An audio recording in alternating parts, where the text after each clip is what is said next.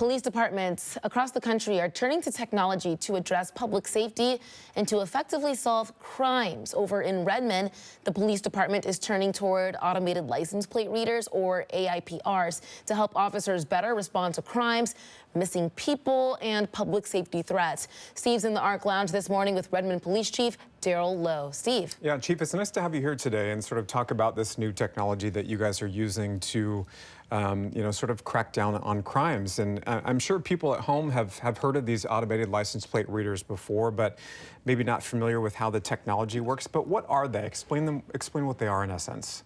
So in essence, what they are, first off, thank you for having me and allowing me to talk about this exciting new technology that we have in Redmond, but in public safety. So what these are cameras that capture license plates.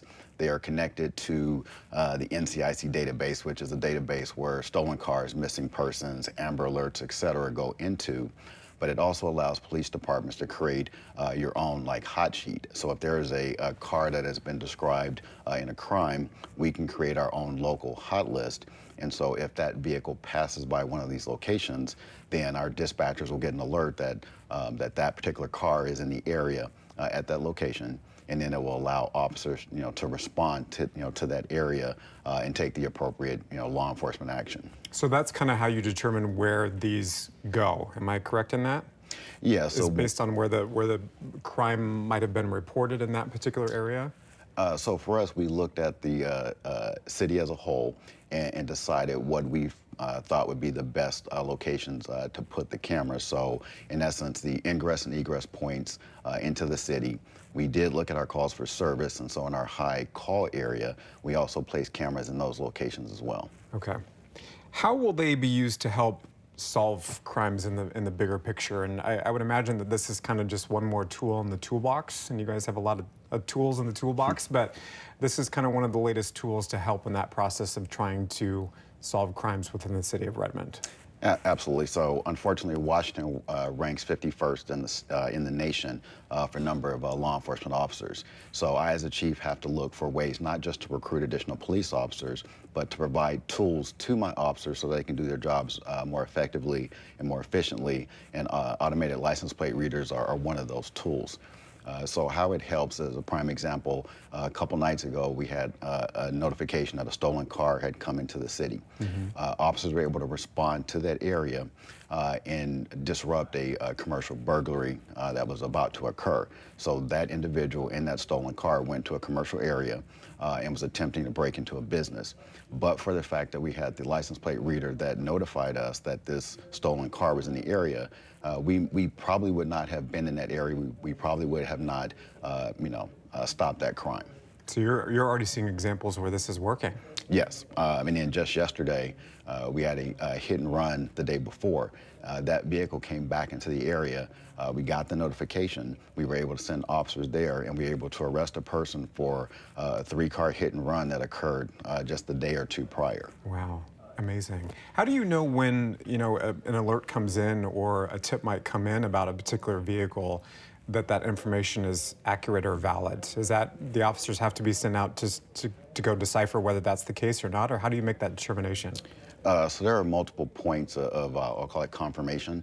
So just because we get an alert, it comes into our dispatch center.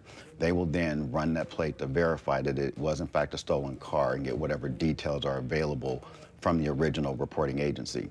When the officer gets there, they will verify that we have that particular vehicle and license plate number to verify. So another point of verification, and then the typical follow-up that would occur, I'll say after police contact. I know that anytime that we talk about more cameras being used in particular intersections or areas of a particular city, there's always those concerns about privacy from the public. How do you respond to those concerns and put people's worries at ease regarding that? So we are very sensitive to the public concern around privacy, and so there are policies in place that it's not used for just random surveillance purposes. If a license or card triggers, it's because it has been reported or associated with a crime or a missing person. It's not, just a random citizen passing by. And then, as I said, that information is verified by both the dispatcher, and then when the officer gets there to verify, we in fact have the right vehicle, and it's associated with, the crime that we believe it is associated with.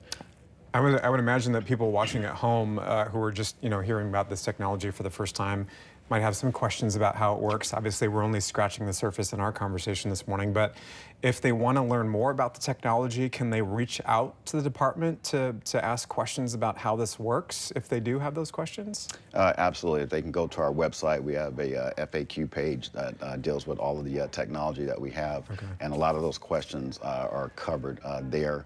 In addition, they can always reach out to myself or my public information officer with additional questions. How are you as a chief or maybe the department gauging how successful this program is, and are there any plans to potentially expand it already, or is it kind of just in the testing or initial phases at this point?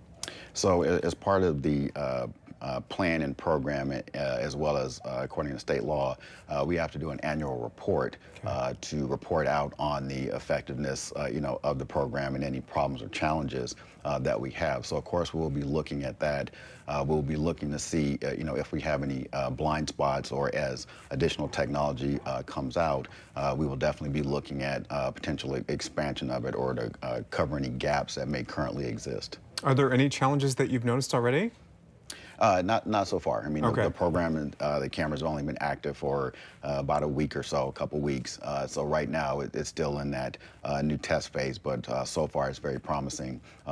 Just based on the examples, from a couple days ago, it's showing its value. It's showing it is successful in helping with solving some of those crimes that are out there. Chief, thank you very much. I appreciate you coming on to talk about this new technology. And obviously, Redmond is just the latest city that's sort of using something like this. It's just another tool in that tool belt for law enforcement officers, Tyra. I was just going to say that, an additional tool, and I'm glad they're already seeing the value in it. Great conversation, Steve.